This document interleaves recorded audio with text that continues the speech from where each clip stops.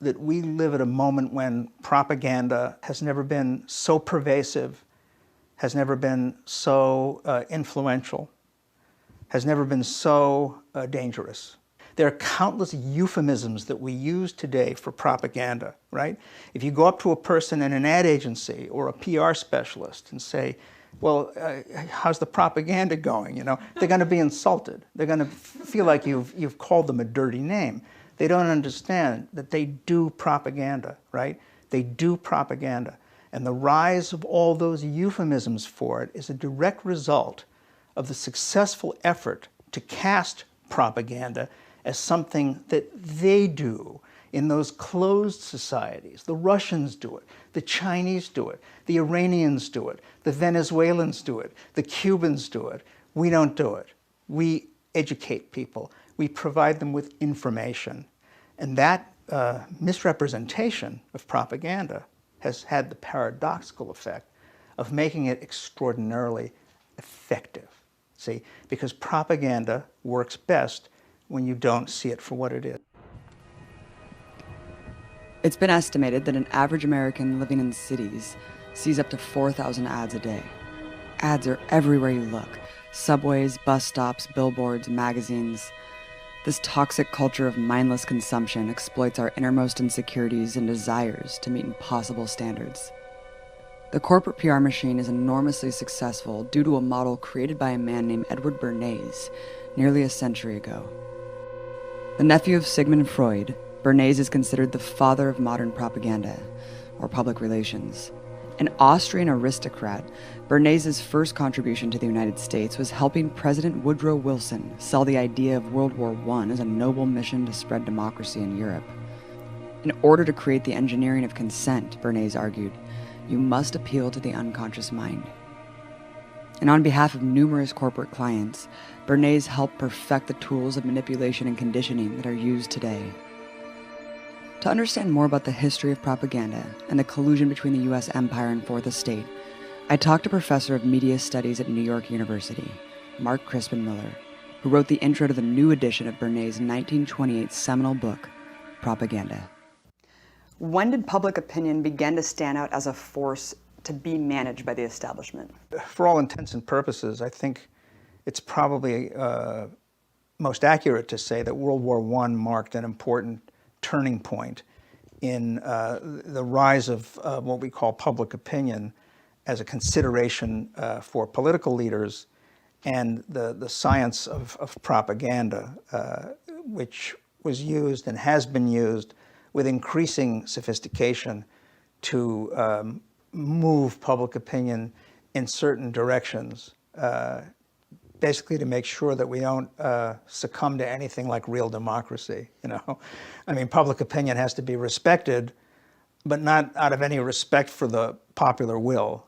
It has to be respected as a kind of mighty beast that needs to be tamed unless democracy break out and upset the apple cart. In the introduction you wrote to Bernays' book, Propaganda, you said his aim was not to urge the buyer to demand the product now, but to transform the buyer's very world so that the product must appear to be desirable as if without the prod of salesmanship. Talk about how this strategy has been institutionalized. What Bernays understood brilliantly was the need to kind of shape the flow of events, to influence the media in a general way, to create an atmosphere in which large numbers of people would end up making certain choices, coming to certain conclusions without really being aware of any stimulus, you see. So he had a lot of contempt for advertising because it was too explicit, it was too blatant, it was saying buy this. I mean, it wasn't quite as simplistic as he made it sound. He badmouthed advertising and disdained it in favor of his own method. It was to kind of create the climate in which people would do certain things to benefit his clients. My favorite example is that, you know, he represented a piano company. How to get people to buy pianos? Well, he did this by creating a craze for music rooms in homes, right? He actually contacted people in the architectural magazines and so on, and in the news media, people who wrote about lifestyle and so on. They didn't use that term then. in order to create a kind of trend for music rooms. Okay, well, you have a music room, what are you going to put in it? I mean, obviously, most, middle and upper middle class people want to buy pianos, you see. So even though he never mentioned the name of the piano company and didn't even harp on pianos per se in the propaganda, it had the general net effect of getting people to buy more pianos, so the client was happy. He had, a contract to help increase sales for American tobacco, and one of the most important things that he did to that end was to get Hollywood to incorporate cigarette smoking much more consciously and often artfully into the scenarios of movies, to get them to write cigarette smoking, lighting up, and so on, to write all that into the stories, you see. So it developed a kind of, grammar of, seduction, and, you could express various kinds of emotions with cigarettes, depending on, who lit you up or whatever. But the point I'm trying to make is that he understood that the inexplicit, kind of inexplicit influence, just creating a large-scale shift in the weather, to get people to do certain things. That was his great insight, you see. And now you ask, how did that come to define our world, basically? Mm-hmm. Well, let me answer that question by stepping back to say that I think that we live at a moment when propaganda has never been so pervasive, has never been so influential, has never been so dangerous. And I mean propaganda. I know that the word sounds terribly quaint. I say propaganda, people think of, Chinese voices coming squawking over loudspeakers in Beijing, or they think of Soviet posters, right? Or Nazi propaganda. They think of Leni Riefenstahl. Actually, propaganda is not a totalitarian phenomenon primarily, although we have long since learned to think that it is, right? Propaganda is as American as apple pie. Propaganda at its most sophisticated was perfected, and I mean not just political propaganda, but commercial propaganda. Both kinds of propaganda were perfected jointly by the United States and Britain. In Mein Kampf, Hitler, in his famous chapter on war propaganda, talks about how deeply he admired what a brilliant job the British propagandists had done in World War I, had nothing but contempt for the German propaganda, and resolved to make sure that his own and the Nazi Party's propaganda would be brilliant in imitation of the British, you see? So, how many people does the world of propaganda employ in the United States, if you think about it? I mean, it isn't only people in public relations. It's also people in advertising agencies. It's also people in the world of so-called public diplomacy. It's also people in the world of what we call lobbying. There are countless euphemisms that we use today for propaganda, right? If you go up to a person in an ad agency or a PR specialist and say, well, how's the propaganda going? They're going to be insulted. They're going to feel like you've called them a dirty name. They don't understand that they do propaganda, right? They do propaganda. And the rise of all those euphemisms for it is a direct result of the successful effort to cast propaganda as something that they do in those closed societies. The Russians do it, the Chinese do it, the Iranians do it, the Venezuelans do it, the Cubans do it. We don't do it. We educate people. We provide them with information. And that misrepresentation of propaganda has had the paradoxical effect of making it extraordinarily effective. See, because propaganda works best when you don't see it for what it is. The level of sophistication is completely unreal. And it's not just people being aware of the propaganda and commercialism coming at them, tens of thousands of advertisements every day, and being able to tune them out. It's things beyond that, the implants within the propaganda. Talk about that, the layers. That's a good point. I mean, first of all, I want to say people tend to pride themselves on not falling for propaganda. People say, commercials don't work on me. I can see through them. And there are a number of ad campaigns that have successfully appealed to that idea, the kind of winking, ironic advertising. It and you share a little chuckle or a little smirk over the fact that you're too smart to fall for this, right? This is kind of a postmodern move that advertising makes. Well, it's been making it in various ways really since the 30s, okay? People don't understand that even if they consciously scorn a particular ad as cheesy, or they tell themselves they don't really believe the claims, that has nothing to do with what they'll end up buying if they happen to get thirsty and they go into a store somewhere. But let's move away from the world of what they call white propaganda, which is to say propaganda that announces itself as propaganda. That's TV commercials, political speeches, stuff like that, And let's move into the world of what we call gray propaganda, which is propaganda that disguises itself as journalism or any number of dodges and disguises that propaganda puts on, right?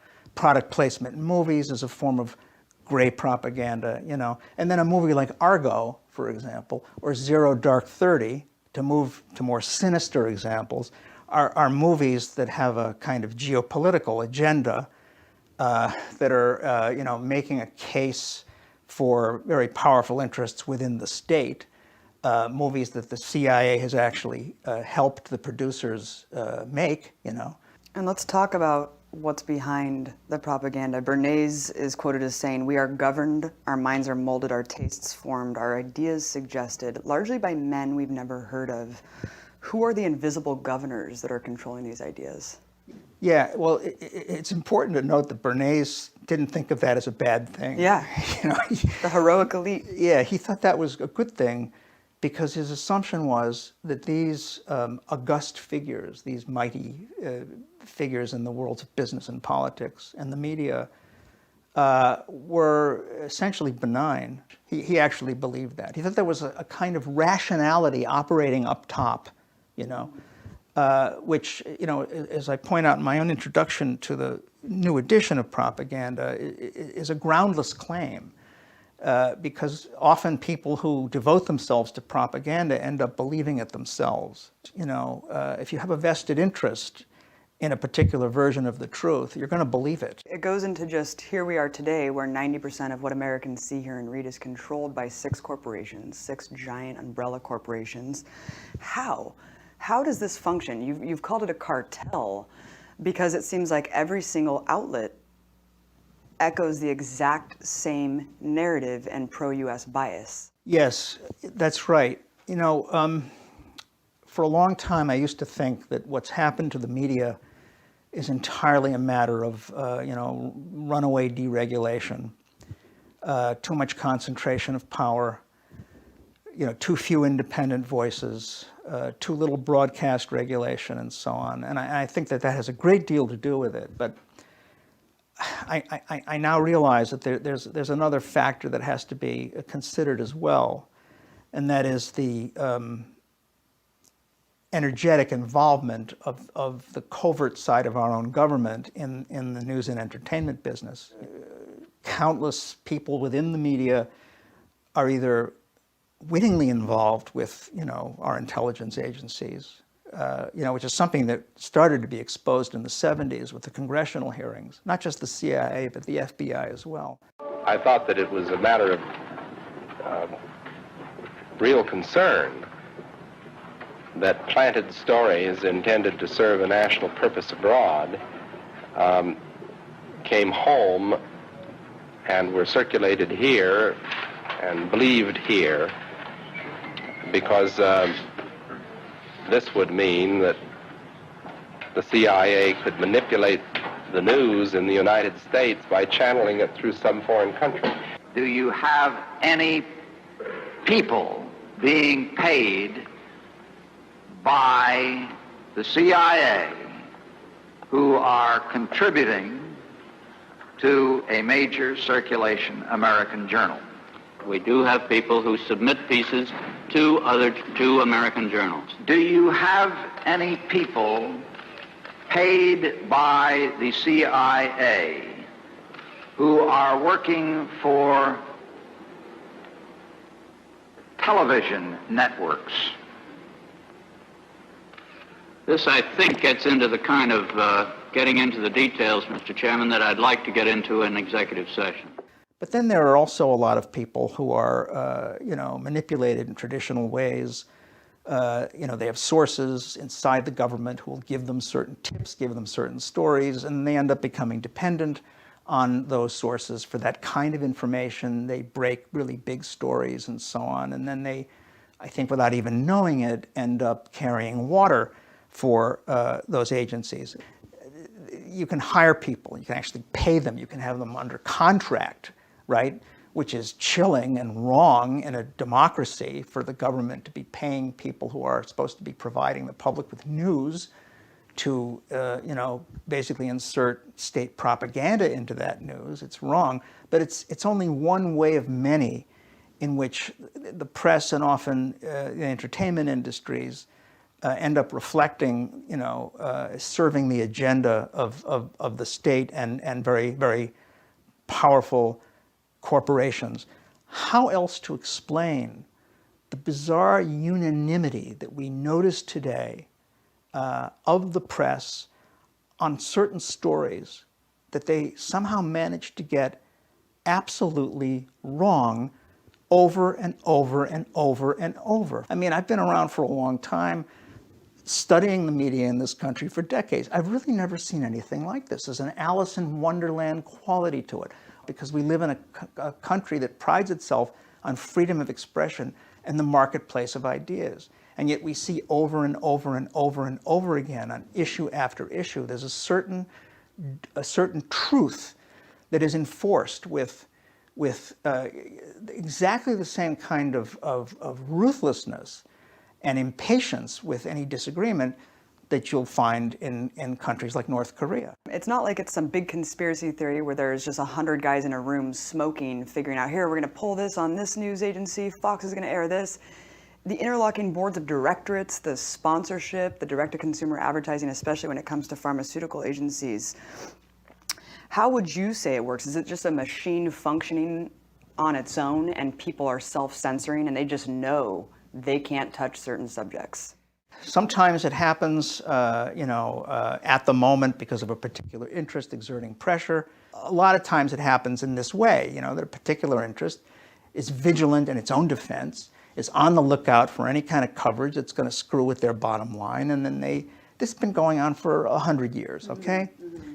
But, you raised a really important point, the end of your question, about self-censorship, right? And you used the phrase conspiracy theory a moment ago, and I think it's important that we talk about that because that will help us understand exactly how this works, conspiracy theory. People like me, people like you, are often, dismissed, ridiculed, derided as conspiracy theorists. And this has become especially urgent and kind of vehement recently, where David Cameron of Britain actually said twice that conspiracy theorists are as dangerous as ISIS. We must be clear. To defeat the ideology of extremism, we need to deal with all forms of extremism, not just violent extremism. And after the Charlie Hebdo thing, Francois Hollande came out and said they were actually going to come up with legislation to make conspiracy theory illegal, okay? His notion of conspiracy theory was a weird jumble of, anti-Semitic fantasies and, 9/11 truth and people questioning vaccines and, fans of Putin, fans of Chavez. It was a kind of grab bag of forbidden topics, you know what I mean? But actually to make it illegal, right? Conspiracy theory illegal? Well, when we hear this kind of hysterical attack on what they call conspiracy theory, we have to ask ourselves, what exactly is that? Where did that come from? What do they mean? And having been myself kind of marginalized as a conspiracy theorist right after I came out with my book on election fraud, Fooled Again, 2005, I became very interested in this question. Since when are we worried about something called conspiracy theory? Well, the answer to the question is that the notion of conspiracy theory That meme was pretty much non-existent in American journalism until the late 60s. If you go back and look into the archives of the New York Times or the Washington Post and you type in conspiracy theory, you'll find very few examples. And the examples you will find are very inconsistent. The phrase is used in many different ways. Starting in 1967, there's a change. And this has everything to do with the fact that it was in the spring of 1967 that the CIA sent a memo out to all station chiefs worldwide, alerting them to the fact that there had just been published a number of books attacking the Warren Commission report. The memo defends the Warren Commission report and urges the station chiefs for the CIA all over the world to use their propaganda assets and friends in the media to discredit the work of these authors wherever possible. From that moment on, we find conspiracy theory popping up more and more often, used over and over and over and over again, and always in the same way, okay? It's always used, or almost always used, to attack people who are raising questions about state crimes, okay? So it's the Kennedy assassination, or the Bobby Kennedy assassination, or the King assassination. It's Iran-Contra, it's election fraud. I hate the way that that language has been hijacked to the point where you can't even talk about real open conspiracies that are documented. You can talk about a couple conspiring to kill their child. You can't talk about Wall Street conspiring or financial institutions conspiring to rig currency markets, which we know just happened. I mean, these conspiracies are off limits. That's right. Let's talk about going back to the media in terms of, it wasn't just that they were complicit in selling the Iraq War. It's every war. It's every issue. Doubling down on U.S. militarism and basically neoliberal doctrine. Every time there's anything going on, there's just this slew of military generals on TV and also in these alt publications and online journals and such. It's just bizarre. It's like, how did that play out? Yeah, just a few cranks out there in the world of alternative journalism will raise questions about the propriety of having all these generals appear as talking heads to bless the latest military adventure. And they're always on the boards of the big defense contractors.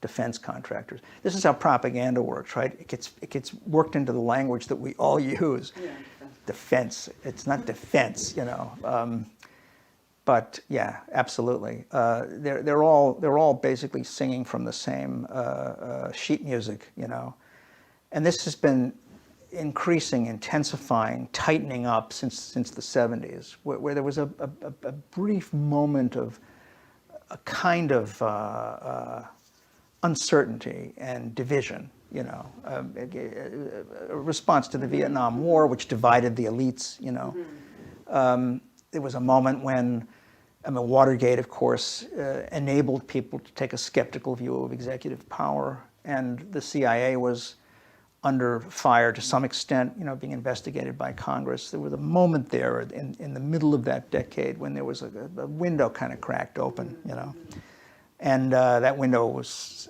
quickly slammed shut by the late 70s. And then the so-called Reagan Revolution kind of settled our hash for a very, very long time. But I do think, again, and not just using my own students as an example, but young people generally, the Black Lives Matter movement, Occupy, these disparate rebellions suggest as inequality becomes more and more egregious and obvious and destructive, as austerity measures become more and more lethal, people are, moving their way towards saying no to things that they hadn't even really thought about just a few years ago. Bernays, of course, existed at a time where there were multiple empires competing. You mentioned that manufacturing public consent went as back as Napoleon.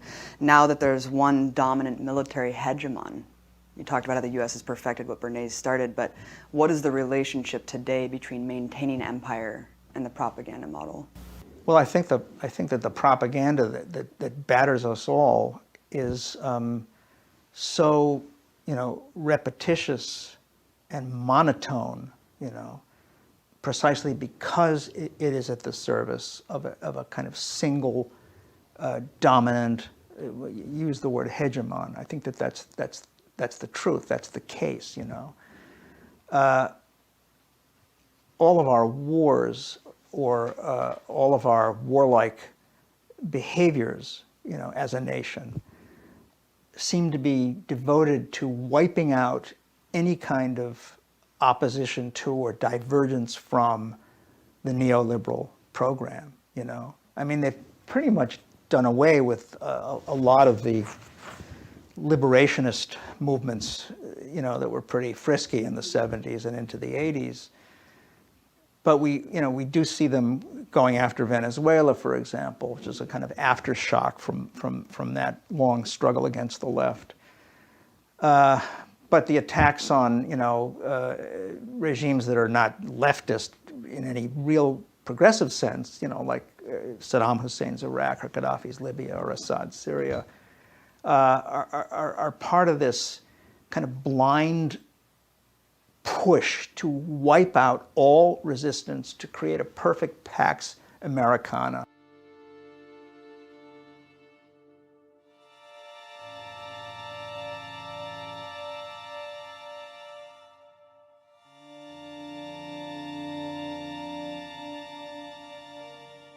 When we were kids, and many of you listening, I don't care where you are in the world, when you were kids, you'd go out and your mom and dad, if you were lucky enough to have both, would tell you to go out and be home by dark or a time, and you'd go out and you'd play like the dickens. And no more. Kids don't go out and play like they used to. They sit inside and they stare. And that's really scary, Tex. It really is.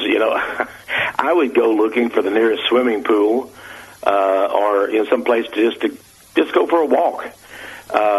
It was amazing what you could find in those walks. You see little insects and, all kind of creeping beasts. That's really a wonderful thing that you just said, because I, as a kid, would go for walks too. Just walk and look.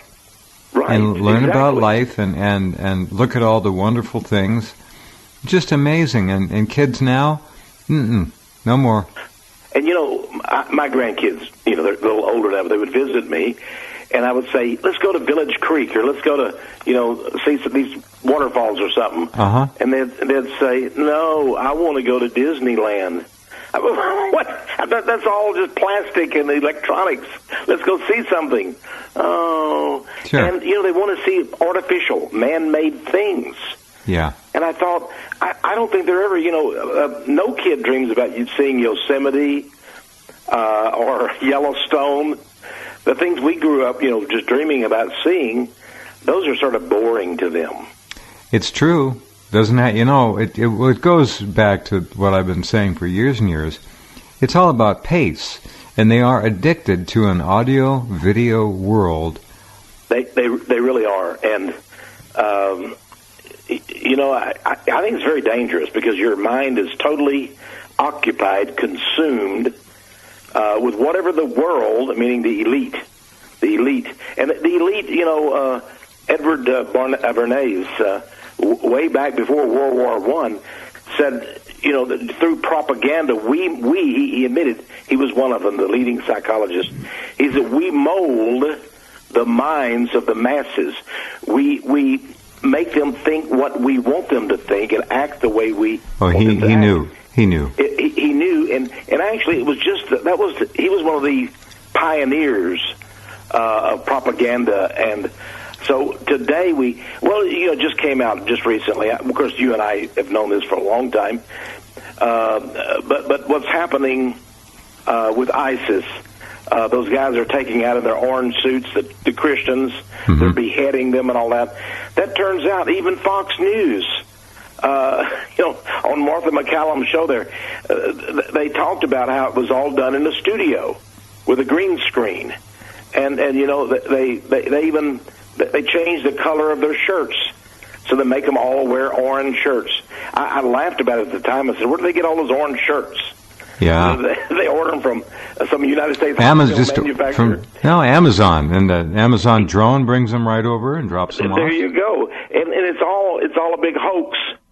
Now we don't know what is real and what is artificial. That's the problem. That's the game, though. But that is the problem. But that is the result. They don't want us to be able to differentiate, draw the line, and understand. They want it all to swirl together, to homogenize, so it's easier to control people. They don't have to be factual at all. They can create any kind of reality they want, and people will accept it. This is their dream.